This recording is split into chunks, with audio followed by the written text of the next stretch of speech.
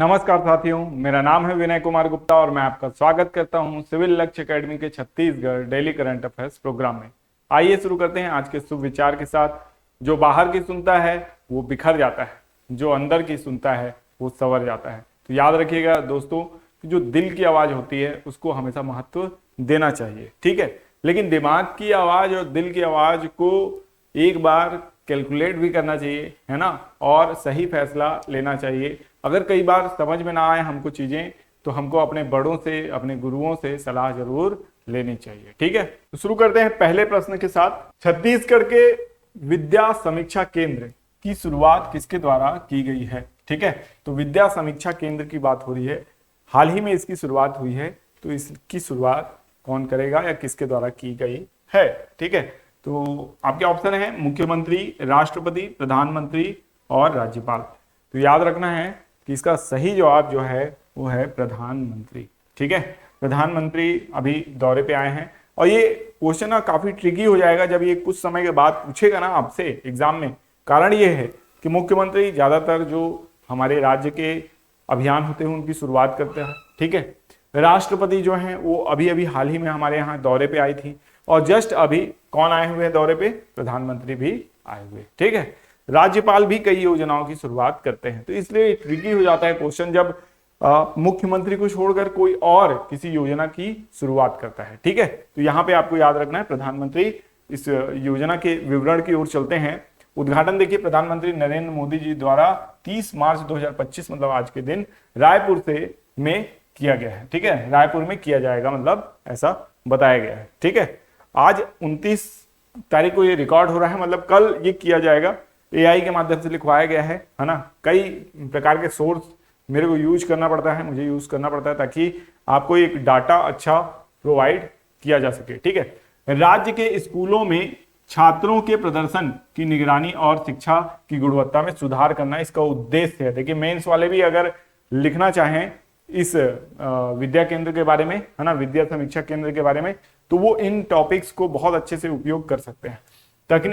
तकनीक क्या है? सॉफ्टवेयर और मोबाइल ऐप के माध्यम से वास्तविक समय डेटा संग्रह और विश्लेषण, ठीक है। एआई का उपयोग होगा डेटा विश्लेषण, निगरानी, है ना, व्यक्तिगत शिक्षण, अंतर्दृष्टि आदि के क्षेत्र में होगा, ठीक है। और भविष्य में शैक्षणिक मूल्यांकन के लिए एआई का प्रयोग किया जाएगा, ठीक है। दायरा क्या होगा? छत्तीसगढ़ के सभी जिलों को कवर करेगा ये, है ना, स्कूलों को कवर करेगा, जिलों के सभी स्कूलों को। क्रियान्वयन कहां होगा? छत्तीसगढ़ सरकार की पहल और उद्घाटन प्रधानमंत्री द्वारा किया जाएगा।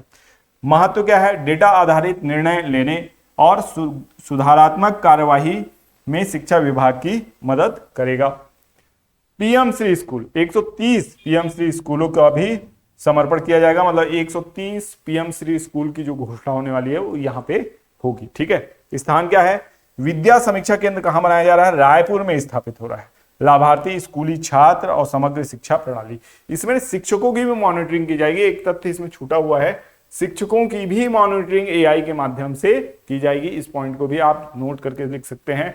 अगर इसके बारे में आप लिखना चाहें तो किसी भी एग्जाम में आप इसके डाटा को लिख सकते हैं, इसका उपयोग कर सकते हैं, ठीक है। तो यहाँ पे कई छात्रों ने, कुछ लोगों ने मुझसे डिमांड की थी, है ना। अब पर्टिकुलर कमेंट तो याद नहीं है मुझे, कुछ लोग कमेंट में लिखे थे कि इंग्लिश में ट्रांसलेशन आपको चाहिए, तो यहाँ पे इंग्लिश में इसका ट्रांसलेशन मैंने कर दिया है ऑलरेडी, ठीक है। तो आप यहां से इंग्लिश ट्रांसलेशन को यूज कर सकते हैं, ठीक है। नेक्स्ट, छत्तीसगढ़ का खेलो इंडिया पैरा गेम्स में कौन सा स्थान है? बहुत इंपॉर्टेंट क्वेश्चन है, किसी भी भावी परीक्षा में ये पूछा जा सकता है कि छत्तीसगढ़ का खेलो इंडिया पैरा गेम्स 2025, है ना, यहाँ पे 2025 मिसिंग है, इसको ऐड कर लेना है। 2025 में कौन सा स्थान है, ठीक है। तो आई थिंक 15वां स्थान है, आप देख सकते हैं यहाँ पे 15वां स्थान है, ठीक है, 15वां स्थान है। छत्तीसगढ़ ने खेलो इंडिया पैरा गेम्स 2025 में 15वां स्थान प्राप्त किया है। 6 पदक जीते हैं, जिसमें 2 स्वर्ण, 3 रजत और 1 कांस्य पदक हमने प्राप्त किया है। यह जानकारी 27 मार्च को समाप्त हुए खेलो इंडिया पैरा गेम्स की अंतिम पदक तालिका के अनुसार है, ठीक है। ये आपको याद रखना है, ठीक है। तो ये सारी जानकारी आपको किससे हो गई? खेलो इंडिया यूथ गेम्स से हो गई, ठीक है। तो बहुत अच्छा लगता है जब हमारे राज्य के प्रतिभागी कुछ अच्छा कार्य करते हैं। पैरा ओलंपिक आप जैसा कि जानते हैं है ना। खेलो इंडिया पैरा गेम्स जो है, पैरा गेम्स का मतलब क्या हुआ, जो विकलांग यानी दिव्यांग है ना, आजकल हम लोग उनके लिए दिव्यांग यूज करते हैं, जिनके शरीर किसी भी तरीके से दिव्यांग है, ठीक है, शरीर का कोई अंग दिव्यांग है तो उनके लिए, तो वो सब इसको खेलते हैं। आपने कई बार इनकी वीडियोस देखी होगी, आजकल काफी इनकी वीडियो आती है, जैसे कि वर्ल्ड कप होता है इनका क्रिकेट के कोई गेम्स होते हैं। तो मैंने एक प्रतियोगिता में देखा था कि क्रिकेट चल रहा था, सचिन ने काफी अच्छा शॉट मारा, ठीक है, तब एक व्हील चेयर में प्रतिभागी था, वो प्रतिभागी यानी कह सकते खिलाड़ी जो था वो व्हील चेयर से डाइव मारा, है ना, और बॉल को पकड़ लिया। तो उनका जज्बा देख के ये लगता है कि हम लोग तो पूरे शरीर के साथ हैं, फिर भी इतनी अच्छी यानी इतना अच्छा जज्बा नहीं दिखा पाते जितना कई बार दिव्यांग जन दिखाते हैं। जैसे कि छत्तीसगढ़ के एक दिव्यांग है चित्रसेन साहू, आप लोगों ने नाम सुना होगा, बहुत ही होनहार हैं वो, और बहुत सी चोटियां उन्होंने चढ़ी, बहुत से यानी वो क्या पर्वतारोही के क्षेत्र में है, तो बहुत बढ़िया उन्होंने काम किया है, दिल से उनको सैल्यूट है मेरी तरफ से, है ना।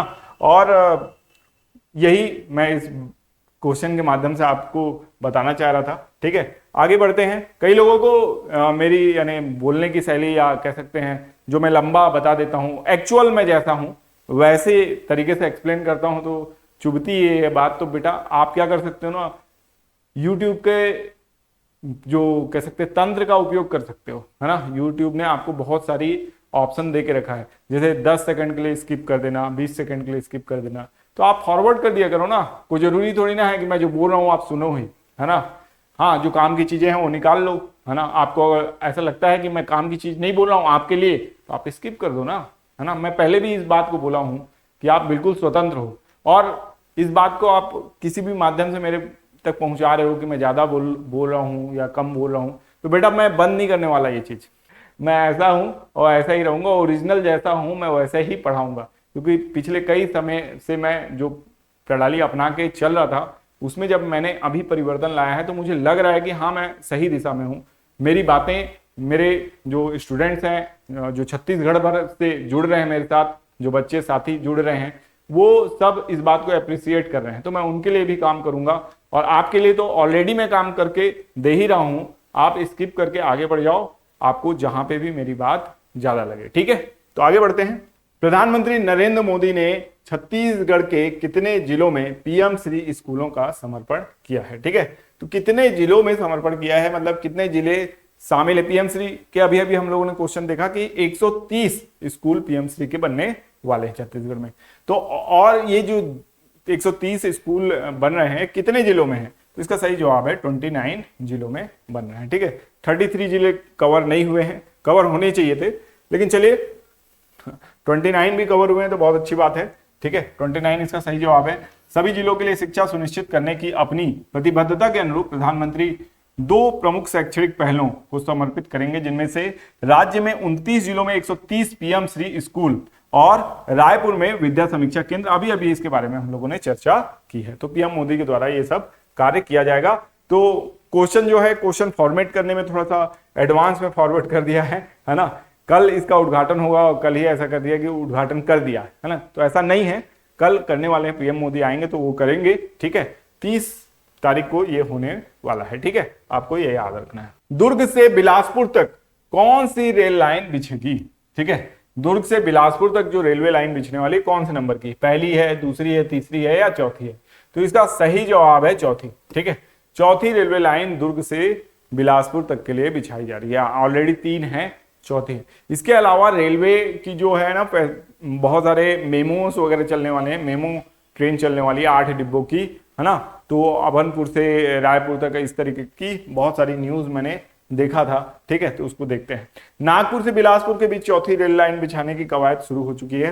रेलवे ने चौथी लाइन के लिए सर्वे कर मैप तैयार किया है और रेलवे सबसे पहले दुर्ग से डोंगरगढ़ 89 किलोमीटर तक पटरी बिछाने का काम करेगा। तो रेलवे नागपुर तक के लिए काम तो कर ही रहा है, अब रायपुर से दुर्ग और दुर्ग से बिलासपुर तक का जो पूरा ट्रैक है ये भी तो नागपुर से बिलासपुर के बीच में तो आ ही जाएगा ना, तो यहाँ पे भी अब काम चल रहा है, ठीक है।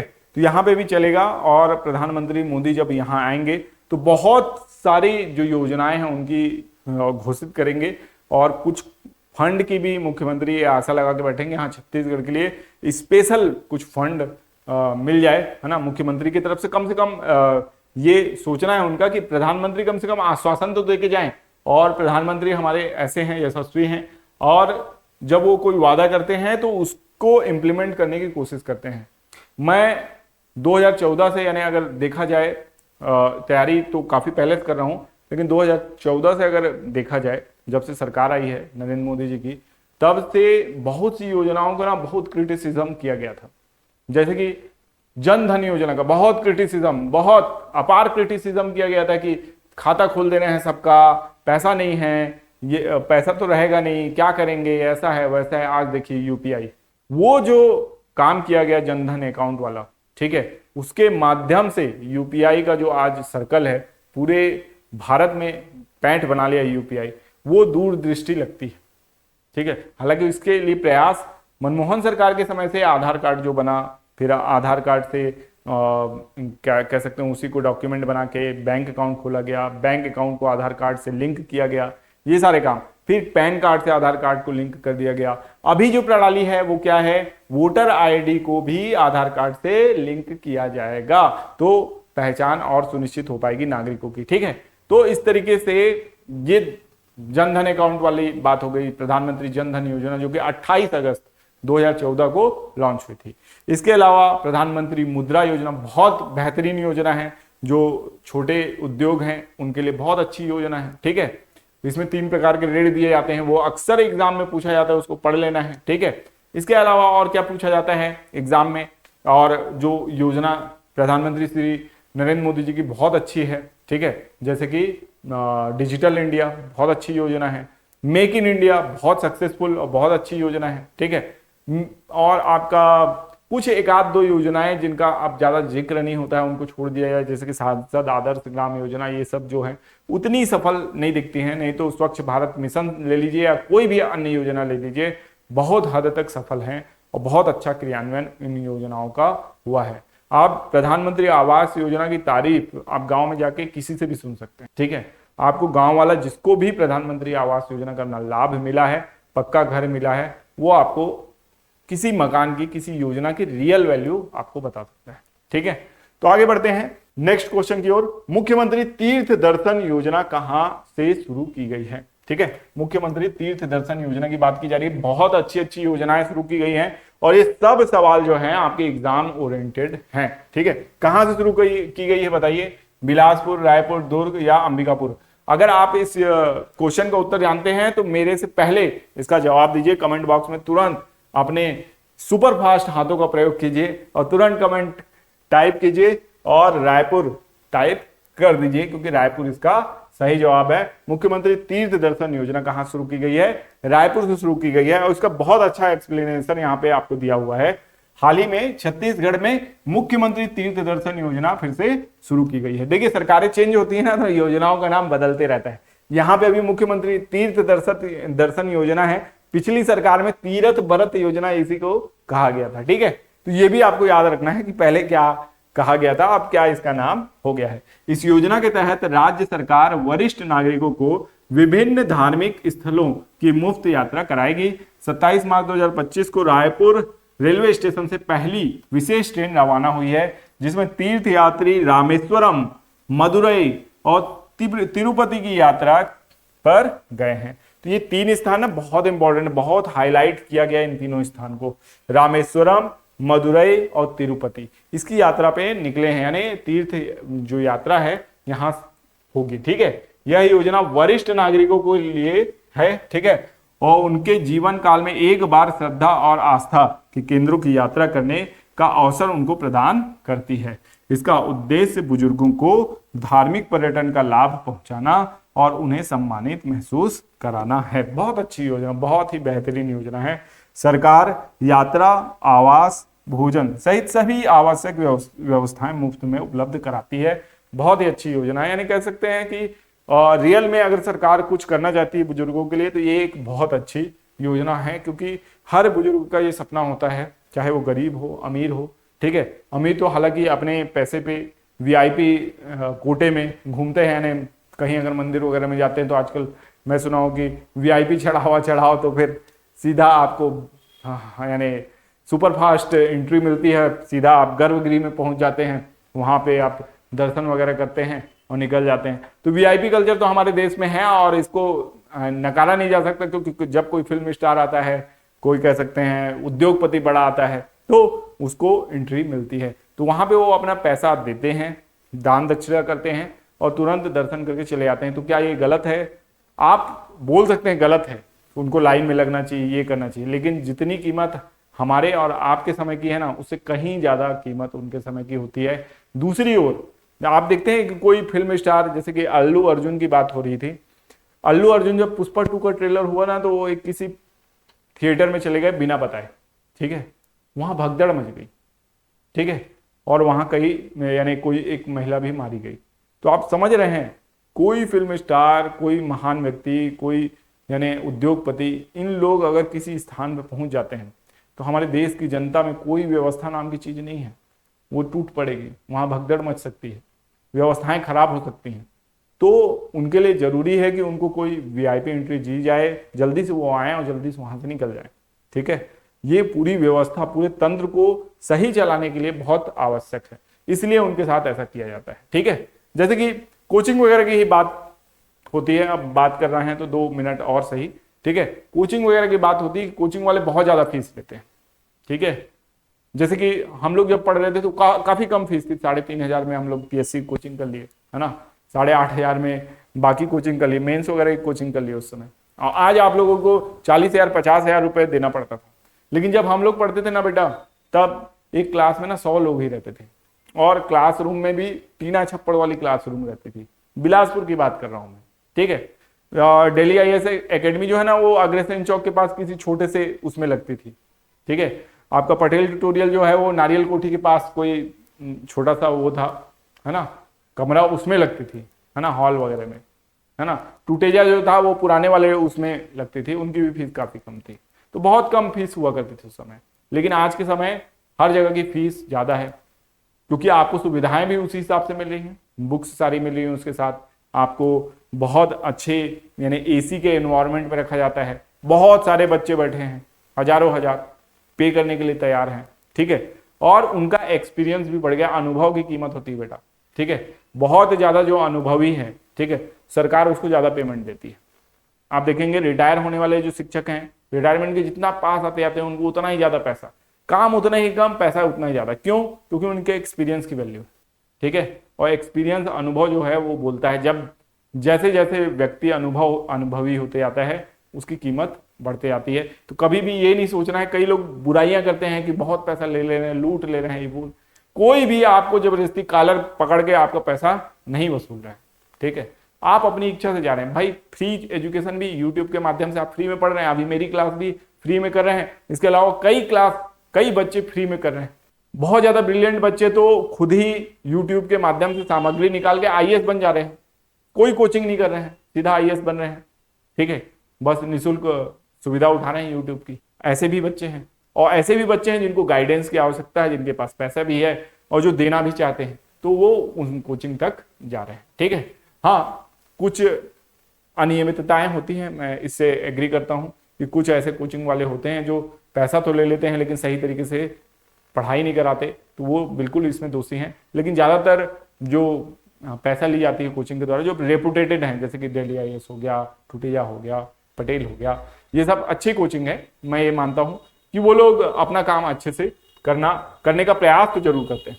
आगे देखते हैं, हाल ही में किस देश में 7.7 तीव्रता का भूकंप आया है? म्यांमार, चीन, रूस, अमेरिका, ठीक है। तो कहां 7.7 तीव्रता का भूकंप आया है? तो इसका सही जवाब है म्यांमार, ठीक है। म्यांमार में 7.7 तीव्रता का भूकंप आया है, ठीक है। अब 7.7 तीव्रता का जो भूकंप आया है, तो इससे जान माल की हानि हुई होगी। हाँ, बड़ी मात्रा में हानि हुई है। अभी तक जो मृतकों का आंकड़ा जो मुझे पता है वो 1000 पहुंच चुका है। कितना पहुंच चुका है? 1000 मृतकों का आंकड़ा पहुंच चुका है। लेकिन ये अनुमान लगाया जा रहा है कि मृतकों की संख्या कम से कम 10,000। बहुत तीव्रता का भूकंप था म्यांमार में। जो वहां की बिल्डिंगें थी वो भूकंप रोधी बिल्डिंगें नहीं बनाई गई थी, जबकि थाईलैंड वगैरह में भी भूकंप आया, ठीक है, वहां की बिल्डिंगें जो थी वो मजबूत थी और भूकंप रोधी बिल्डिंगें थी, तो वहां पे नुकसान कम हुआ। लेकिन थाईलैंड में क्या हुआ, जो बिल्डिंग थी उनके ऊपर क्या बना हुआ था, स्विमिंग पूल, टॉप फ्लोर में एकदम, यानी 36वें 37वें माले में क्या है आपका स्विमिंग पूल है। जब भूकंप आया तो वो हिलाया बिल्डिंग को, वो पानी वहां से ऊपर से छलक गया, नीचे जो लोग मैदान में आ गए थे, अपने आप को सुरक्षित समझ रहे थे, बिल्डिंग से बाहर आ रहे थे, उन लोगों के ऊपर वो पानी उतने ऊपर से एक साथ गिरा, कई लोगों की उसमें दुर्घटना में मृत्यु हुई, कई लोग हताहत हुए, ठीक है, काफी दुखद घटना है। भूकंप वगैरह जब कभी आता है तो बहुत बड़ी त्रासदी लेके आता है, तो मैं प्रेयर करूंगा कि यहाँ के जो लोग हैं वो उनकी भगवान रक्षा करें। आगे देखते हैं, म्यांमार में आप पूरी जानकारी ले लीजिए। 28 मार्च 2025 को म्यांमार में 7.7 तीव्रता का एक शक्तिशाली भूकंप आया, ठीक है, ये याद रखना है, तीव्रता से बहुत क्वेश्चन आता है। भूकंप का केंद्र जो था म्यांमार मध्य भाग में स्थित सांगाइंग क्षेत्र के पास था। ये स्थान जो है सांगाइंग क्षेत्र बहुत इंपॉर्टेंट है, कारण ये है सांगाइंग जो है एक ये वहां पे भ्रंश है, ठीक है, जहां पे मूवमेंट जो हो रही है नॉर्थ वेस्ट हो रही है, यानी अपर लोअर डायरेक्शन में मूवमेंट हो रही है प्लेट्स के बीच में, ठीक है। जब ये प्लेट्स इस क्षेत्र में यानी इस दरार में फंसती हैं आपस में, तब भूकंप आता है ना, या तो फंसेंगी या तो हल्का से निकलेंगी उससे दरार से, ठीक है, घर्षण होता है, तो उसके बाद भूकंप आता है। और ये पृथ्वी की प्लेटों की बात हो रहा है, मतलब कई लाख किलोमीटर की प्लेटों की बात हो रही है, और जब ये आपस में रगड़ खाती हैं तो बहुत तेज झटका महसूस होता है, और वही झटका है 7.7 तीव्रता का, ठीक है। ये मैग्नीट्यूड में नापा जाता है ना, जो आप कह सकते हैं रिएक्टर स्केल जो होता है उसमें नापा जाता है, ठीक है। यह भूकंप इतना शक्तिशाली था कि इसके झटके के पड़ोसी देश जैसे कि थाईलैंड, भारत, बांग्लादेश में भी महसूस किए गए। म्यांमार में सबसे ज्यादा प्रभाव रहा, जान माल का भारी नुकसान हुआ, कई इमारतें गिर गई, सड़क फट गई। मांडले में इरावदी नदी का बना 51 साल पुराना एवं ब्रिज भी टूट गया। शुरुआती खबरों के अनुसार 1000 से ज्यादा लोगों की मौत हो गई है, 2300 से ज्यादा घायल हैं, मरने वालों की संख्या आंकड़े बढ़ सकते हैं। थाईलैंड में भी भूकंप के तेज झटके महसूस किए गए, खासकर राजधानी बैंकॉक में। बैंकॉक में एक निर्माणाधीन बहुमंजिला इमारत ढह गई, ठीक है, इसी का देख, ये थोड़ा सा फोटो ब्लर हो गई है, लेकिन आप लोगों को शायद दूर ये कैमरे के रिजोल्यूशन से ठीक दिख रही होगी। ये बिल्डिंग का मलबा है, ठीक है, वो जस्ट निर्माणाधीन बिल्डिंग थी और गिर गई है, ठीक है। कई मजदूरों की मौत हो गई, कई लापता हैं। थाईलैंड के प्रधानमंत्री ने बैंकॉक में आपातकाल घोषित कर दिया है। भारत की स्थिति क्या है, भारत के पूर्वोत्तर राज्यों में, मेघालय, अन्य सीमावर्ती राज्यों में हल्के झटके महसूस किए गए हैं, ठीक है। हालांकि भारत में जान माल के बड़े नुकसान की खबर अभी तक नहीं है। प्रधानमंत्री नरेंद्र मोदी ने म्यांमार और थाईलैंड में भूकंप के बाद स्थिति पर चिंता जताई है और भारत की ओर से हर संभव सहायता देने की पेशकश की है। इसके लिए एक क्या कह सकते हैं हम, एक प्रयास, एक कह सकते हैं अभियान शुरू किया गया है, यानी बचाव कार्य कौन सा है, मिशन ब्रह्मा शुरू किया गया है, ठीक है, ऑपरेशन ब्रह्मा, ठीक है, इसको याद कर लीजिएगा, ऑपरेशन ब्रह्मा के नाम से शुरू किया गया है। ये राहत कार्य पहुंचाने की कोशिश है म्यांमार में। आप जानते हैं म्यांमार में ना अभी मिलिट्री रूल है, ठीक है, डेमोक्रेसी नहीं है वहां पे।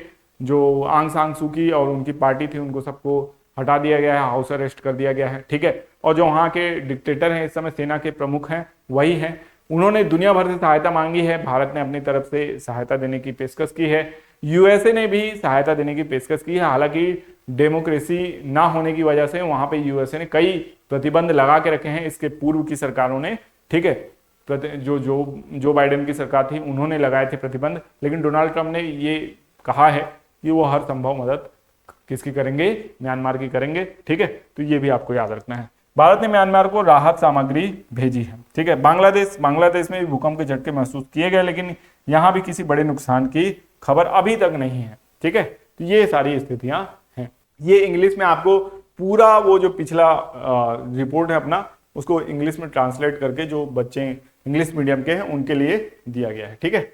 The great conciliator Lal Bahadur Shastri and the transformation of India नामक पुस्तक के लेखक कौन है? शशि थरूर, संजीव चोपड़ा, भरत झुंझुनवाला या रचित सिन्हा? तो इसका सही जवाब जो है संजीव चोपड़ा है, ठीक है। तो the great conciliator Lal Bahadur Shastri and the transformation of India नामक पुस्तक के लेखक संजीव चोपड़ा हैं। इसको बहुत अच्छे से याद रखिएगा इस पुस्तक को। एक्चुअल में ना सबसे ज्यादा कह सकते हैं अंडर वैल्यू कोई पीएम है ना, वो हमारे लाल बहादुर शास्त्री हैं। बहुत कठिन समय में ये आए, पीएम बने। और मैं तो ये मानता हूं कि इनकी जो मृत्यु है बहुत संदेहास्पद और कह सकते हैं शक किया जाना चाहिए था उस पर। ये कोई राजनीतिक षड्यंत्र जरूर हो सकता है, इनकी मृत्यु नहीं होनी चाहिए थी। ये किसान व्यक्ति है ना, इनका रहन सहन इतना अच्छा, उस समय कोई कोविड की वैक्सीन भी नहीं लगवा रहे होंगे ये। आजकल तो कोविड की वैक्सीन को दोष दिया जा रहा है कि हाँ लगवाए हैं तो उनको हार्ट अटैक आ रहा है, लेकिन मैं ये मानता हूं कि लाल बहादुर शास्त्री का ना व्यक्तित्व ऐसा था, ना कोई ऐब था, ना ही स्वास्थ्य संबंधी ऐसी कोई समस्या इनको थी। और पूरा स्वास्थ्य अमला इनके साथ होने के बाद इनकी मृत्यु हो जाना कहीं से भी पचाने वाली बात तो नहीं है।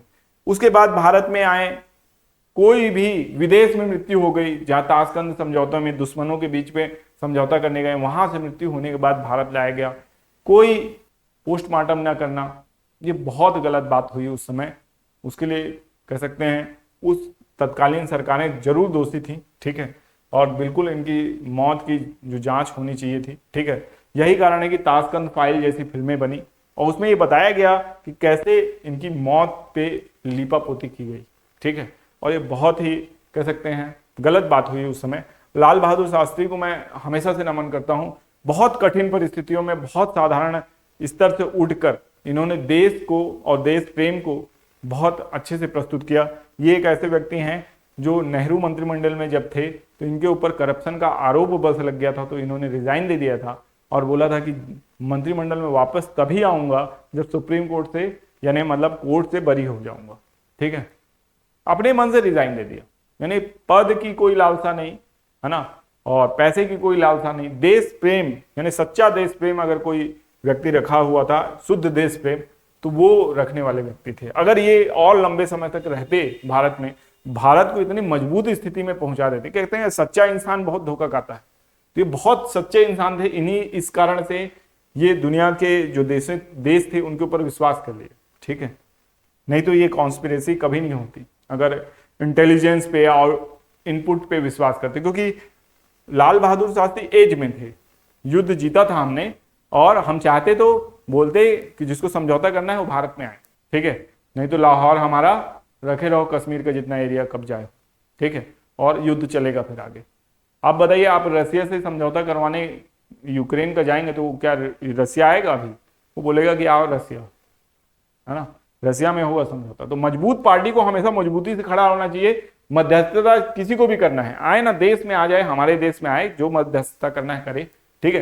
कभी भी प्रधानमंत्री को बाहर किसी देश में जाके मध्यस्थता नहीं करना चाहिए जब वो विजेता है। तो जब आप ताकतवर हैं, विजेता हैं, कहीं दूसरे के यहाँ मत जाइए मध्यस्थता करने। एशिया के किस देश में रामायण कॉन्क्लेव का आयोजन किया गया है? ठीक है, बहुत इंपॉर्टेंट क्वेश्चन है ये भी।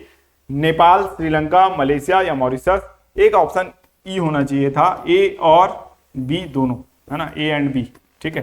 तो इसका सही जवाब ए एंड बी होना चाहिए। नेपाल और श्रीलंका में भी इस साल किया गया है। अयोध्या में भगवान श्री राम की नगरी में रामायण कॉन्क्लेव का उद्घाटन हुआ है। वहां तो होता ही है ना, कई साल से रामायण कॉन्क्लेव का आयोजन वहां होता आ रहा है।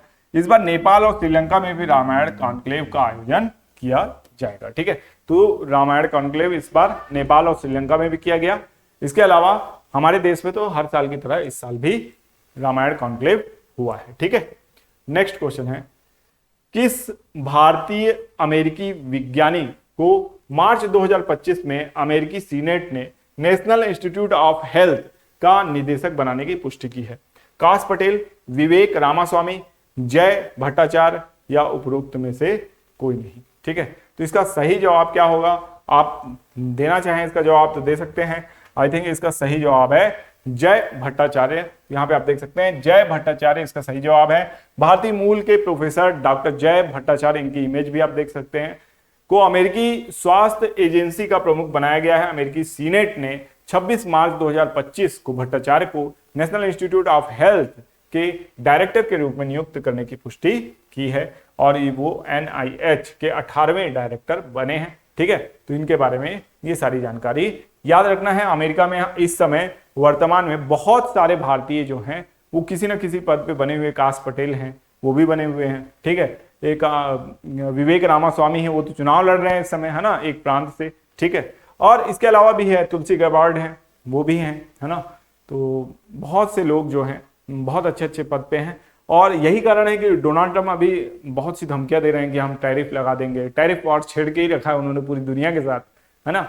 और भारत बोल रहा है कि नहीं ठीक है, अच्छी बात है, टैरिफ वॉर छेड़ के रखे। जयशंकर जी बोलते हैं अच्छी बात है, ये भारत के फेवर में है, लगाओ टैरिफ जितना लगाना है, ठीक है। तो भारत तो कम कर रहा है टैरिफ, वो अमेरिका से भिड़ना नहीं चाहता है, अमेरिका को साथ में लेना चाहता है।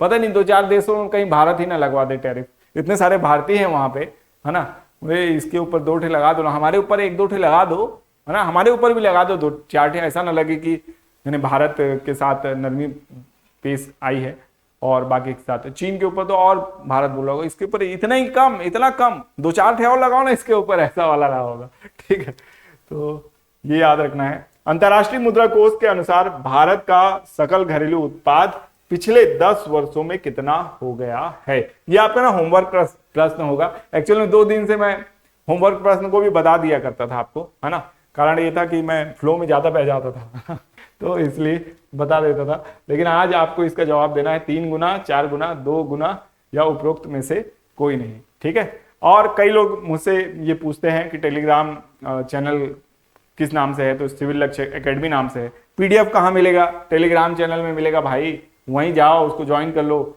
देख लो, ज्वाइन कर लो, मुझसे जुड़े रहोगे हमेशा के लिए। आप टेलीग्राम भी ज्वाइन करके रख लो, इंस्टाग्राम भी ज्वाइन करके रख लो। क्यों बोल रहा हूँ ऐसा? मान लीजिए किसी एक प्लेटफॉर्म में टिकटॉक टाइप का बैन लग गया, कल को प्रधानमंत्री जी और अमेरिका का जो टैरिफ वॉर चल रहा है ज्यादा बढ़ गया, मान लीजिए इंडिया के साथ, बोले ठीक है बहुत लगा लिए लोग टैरिफ, गूगल के ऊपर ही टैरिफ लगा देते हैं, कुछ दिन के लिए बैन कर देते हैं गूगल को। गूगल बैन मतलब यूट्यूब भी बैन, फिर हम और आप कैसे मिलेंगे? बिछड़ जाएंगे कि नहीं, है ना। कुछ समय के लिए भी बिछड़ गए मान लीजिए तो बहुत बड़ा नुकसान हो सकता है, ठीक है। कुछ भी हो सकता है इस दुनिया में, कुछ भी इम्पॉसिबल नहीं है। कल को भारत सरकार बोलेगी चाइना जैसे हम भी अपने ही ऐप लाएंगे पूरे, ठीक है, जो भी कमाई तुमको करना है ना भारतीय ऐप से करो, ठीक है। हम भी यूट्यूब का सब्सटीट्यूट लाएंगे, गूगल का सब्सटीट्यूट लाएंगे, इंटेल का सब्सटीट्यूट लाएंगे, है ना, विंडोज का सब्सटीट्यूट लाएंगे, सब कुछ सबका सब्सटीट्यूट लाएंगे। आपके जितने भी मोबाइल है सबको अपडेट कराना पड़ेगा। भारत सरकार जब चाहेगी तब ऐसा कर सकती है। भारत सरकार की मर्जी से ये कंपनियां चल रही है ना, इनकी मर्जी से भारत सरकार नहीं चलेगी, ठीक है। इसीलिए कई बार यूट्यूब वाले और क्या कह सकते हैं गूगल वाले, फेसबुक वाले, ट्विटर वाले जैसे कि x.com, ये लोग भारत सरकार पे केस करते हैं कोर्ट में। इनको कोर्ट जाना पड़ता है बात मनवाने, भारत सरकार डायरेक्ट इनकी बात नहीं मानती, है ना। सरकार है, पावरफुल है, पावर में हमने उन्हें बैठाया है सही फैसला लेने के लिए। तो ये अगर कभी भविष्य में अगर देश हित में ये फैसला लेना पड़े, यूट्यूब को बंद करना पड़े, तो उसका समर्थन तो करना पड़ेगा ना देश के साथ। जैसे टिकटॉक का बैन हुआ तो उसका समर्थन करना पड़ा ना। कई लोगों के दिल में बात चुभती है, टिकटॉक में बहुत सारे सब्सक्राइबर थे होंगे, है ना, तो कोई बात नहीं, होता है। पिछले वीडियो के रिवीजन प्रश्न देखते हैं। मयाली जलाशय किस जिले में स्थित है? तो जसपुर में है। छत्तीसगढ़ के न्यूक्लियर पावर प्लांट स्थापित करने के लिए किन जिलों में स्थानों का प्रारंभिक चिन्हांकन किया? इन सभी जिलों में। बहुत इंपॉर्टेंट क्वेश्चन है, आईएमपी क्वेश्चन है, वेरी वेरी आईएमपी क्वेश्चन है, जो भी बोला जाए इसको याद रखना है। नेक्स्ट क्वेश्चन है आपका, वर्ष 2025 में केंद्रीय करों के कर राजस्व में कितनी वृद्धि हुई? तो 10% की हुई है। छत्तीसगढ़ में कृषकों को प्राथमिक कृषि साख समिति के माध्यम से ब्याज मुक्त अल्पकालीन ऋण कब से उपलब्ध कराया जा रहा है ना, कृषि ऋण, ठीक है। तो इसका सही जवाब 2014 से, है ना। और कितने प्रतिशत बैंक शाखाएं ग्रामीण और अर्ध शहरी क्षेत्रों में चल रही हैं? तो इसका सही जवाब है 71%। 0% ब्याज पर कृषि ऋण दिया जा रहा है 2014-15 से, ठीक है। हाल ही में स्वतंत्रता सेनानी पी श्री रामलू की 58 फीट ऊंची प्रतिमा कहाँ स्थापित की जाएगी? तो इसका सही जवाब है अमरावती में। तो ये पोटी श्री रामलू जो हैं स्वतंत्रता सेनानी थे और राज्य निर्माण में भी इनका योगदान था। बिल्कुल एक कह सकते हैं स्टूडेंट ने इस बात को क्लियर किया कि सर ये वो वाले श्री रामलू हैं, आप जैसा सोच रहे हैं वैसे नहीं है, ठीक है। तो इसको भी आपको याद रखना है। हाल ही में किसे इस वर्ष का ज्ञानपीठ पुरस्कार दिया जाएगा? तो इसका सही जवाब है विनोद कुमार शुक्ल। इनका नाम बहुत अच्छे से याद रखना, बहुत इंपॉर्टेंट क्वेश्चन है, हर एग्जाम में इस क्वेश्चन को पूछा ही जाना चाहिए। छत्तीसगढ़ का एग्जाम है तो एक जो आसान क्वेश्चन रहते हैं ना, उस आसान क्वेश्चन में ये क्वेश्चन जरूर होना चाहिए। इसके बाद हाल ही में विश्व जल दिवस कब मनाया गया है? तो इसका सही जवाब है 22 मार्च को मनाया गया है। हाल ही में C.DOT ने किस IIT के साथ साझेदारी की है? तो इसका सही जवाब है दिल्ली IIT के साथ। ठीक है, तो आशा करता हूं ये वीडियो आपको पसंद आया होगा। वीडियो पसंद आया तो लाइक करना बिल्कुल ना भूलें। 500 लाइक का टारगेट है भाई, अभी तक पूरा नहीं हुआ है, इसको पूरा करना है। कई लोग मुझसे पूछते हैं कि अगर क्या ऐसा करें कि जो ये वीडियो है सर आपका और प्रमोट हो, तो बस जो भी जरूरतमंद लोग हैं इस वीडियो के लिए, उन तक आप इस वीडियो को पहुंचाने का कष्ट करें, शेयर करें वीडियो को। ठीक है, और मिलेंगे नेक्स्ट वीडियो में। आपका दिन शुभ हो, अपना सहयोग बना के रखिए। धन्यवाद।